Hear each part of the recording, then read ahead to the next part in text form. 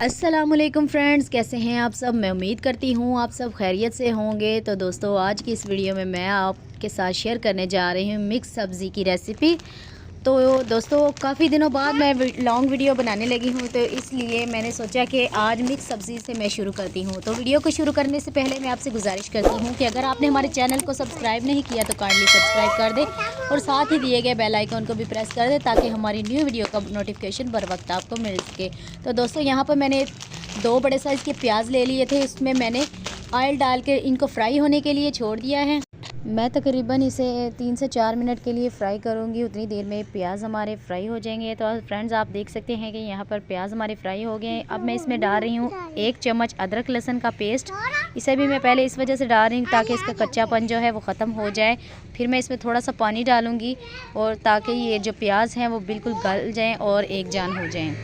प्याज फ्राई होने के बाद मैं इसमें डाल रही हूँ तकरीबन 2 बड़े साइज़ के प्याज। इसमें मैं चॉप करके डाल रही हूँ। अब मैं चम्मच की मदद से इसे हिलाऊंगी और इसमें मैं डालूंगी नमक, वो भी 1 चम्मच।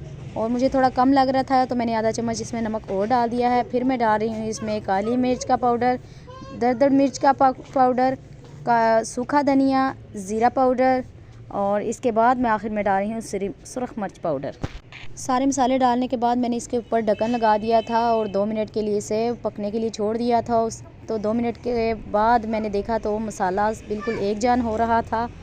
तो इसके बाद मैंने चम्मच की मदद से इसे मज़ीद हिलाना शुरू कर दिया ताकि ये और ज़्यादा मिक्स हो जाए। तो मसाला फ्राई होने के बाद मैं इसमें डाल रही हूँ तकरीबन 1 से 2 चम्मच दही का। फ्रेश दही है इसमें मैंने डाल दिया है ताकि मसाला थोड़ा गाढ़ा हो जाए, क्योंकि जो मिक्स सब्ज़ी होती है, मतलब कि जो सूखी हुआ सालन होता है, उसमें हमें मसाले की ज़्यादा ज़रूरत पड़ती है ताकि वो अच्छा सा कलर भी बना सके और अच्छी तरह से वो सालन के अंदर भी जा सके। चम्मच की मदद से मैं इसे बिल्कुल मिक्स करके 2 मिनट के लिए पकने के लिए छोड़ दूँगी ताकि इसका जो घी है वो थोड़ा थोड़ा बाहर निकल आए। तो ढक्कन लगाने के बाद आप देख सकते हैं कि यहाँ पर घी बाहर निकल चुका है। तो अब इसके बाद मैं इसमें शामिल कर रही हूँ पानी मैं इसमें तकरीबन आधा गिलास डालूँगी और फिर इसे पकने के लिए छोड़ दूँगी ताकि ये आलू और मटर और गाजर जो हमारी है वो थोड़ी थोड़ी गल जाए। थोड़ा थोड़ा गलने के बाद मैं इसमें से ढक्कन फिर उठा दूँगी और मैं इसके बाद इसमें गोभी ऐड करूँगी। अगर हम गोभी पहले ऐड करेंगे तो वो बिल्कुल घुल जाएगी। तो गोभी हमें ऐसे खड़ी खड़ी चाहिए। तो मैंने 2 मिनट के बाद मज़ीद चूल्हा कम कर दिया हुआ था। 2 मिनट पकाने के बाद मैंने इसे खोला तो गोभी भी हमारी और आलू वगैरह जो थे वो सब गल चुके थे।